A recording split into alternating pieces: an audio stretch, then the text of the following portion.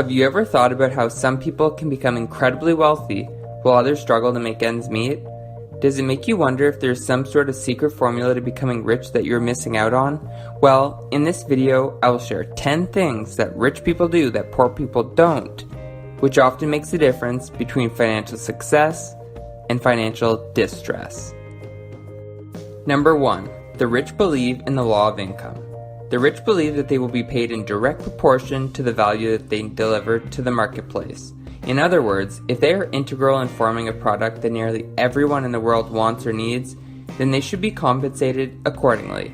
Rich individuals understand that output is the only metric that counts, since we live in a results-driven world. Poor people, on the other hand, believe that they should be paid based on the amount of time they put into an activity. While hard work is a factor in success, increased input does not always equate to more output, and this can be a sign of inefficiency when value-added results are not consistently produced. Therefore, poor people often miss the mark by solely focusing on inputs instead of outputs. Number 2. The rich are voracious readers. Wealthy individuals live by the saying, the more you learn, the more you earn, and this is often accomplished through reading. Warren Buffett, arguably the world's greatest investor, was once asked about the key to success. He responded by pointing to a stack of books and answering, "Read 500 pages like this every day. That's how knowledge works. It builds up, like compound interest. All of you can do it, but I guarantee not many of you will do it." Warren Buffett is not alone in the club of enthusiastic book readers. Mark Cuban, owner of the Dallas Mavericks, dedicates 3 hours a day to reading. Bill Gates, the founder of Microsoft, reads 50 books a year, nearly a book a week. And Elon Musk, the creator of Tesla, is an avid reader that claims he learned to build rockets by reading textbooks. As for the poor, only 1 in 50 admit to employing self-improvement reading habits on a daily basis, and as a result, lack the knowledge to make decisions that will lead them to financial prosperity. Number 3. The rich focus on opportunities, not obstacles.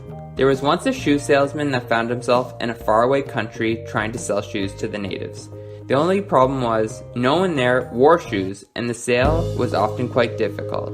The salesman soon gave up in frustration and decided to leave the area. On his way out, he met another shoe salesman. "Don't bother entering this town," said the first salesman. "These people don't even wear shoes."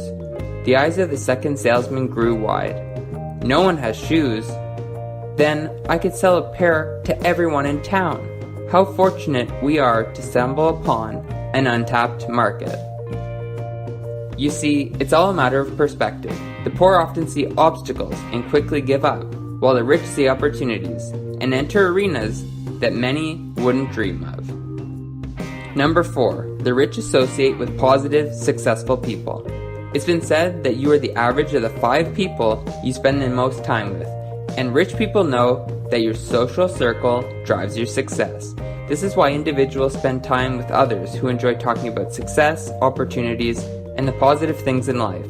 By doing so, these successful individuals have a higher chance of optimizing their view of the world by being in good company. As often seen with poor people, they make a little effort to integrate themselves with people who will allow them to develop into more successful versions of themselves. Instead, they would rather be brought down by bad influences, ultimately squandering any chances they would have of improving their financial situation. Number 5. The rich are willing to promote themselves and their value. Most rich people have a skill or idea that has brought them their wealth. As a result, they are not afraid to share their strengths with others. The sharing of their best attributes is often in an effort to disseminate knowledge and help others grow. As for the poor, most are not extraordinary in any one thing, and unfortunately, being average is a precursor to financial mediocrity. Furthermore, the skills these individuals do have are rarely on display, as lower-tier income earners tend to lack the understanding of how important it is to sell yourself when trying to get ahead. Number 6. The rich grow bigger than their problems. The poor see problems as obstacles rather than opportunities. Instead of trying to figure out how to overcome hard times, these individuals succumb to the challenge and return to their status quo. Conversely, rich people thrive on new challenges. Rich people understand that there is value in creating solutions to problems, which is the basis of many financial success stories. Number 7.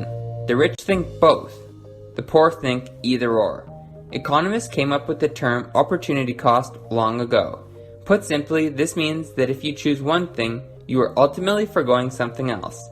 In other words, if I have $5 and I buy a $5 ice cream cone, then I am giving up that pack of gum that I wanted as well. This is how poor people think too.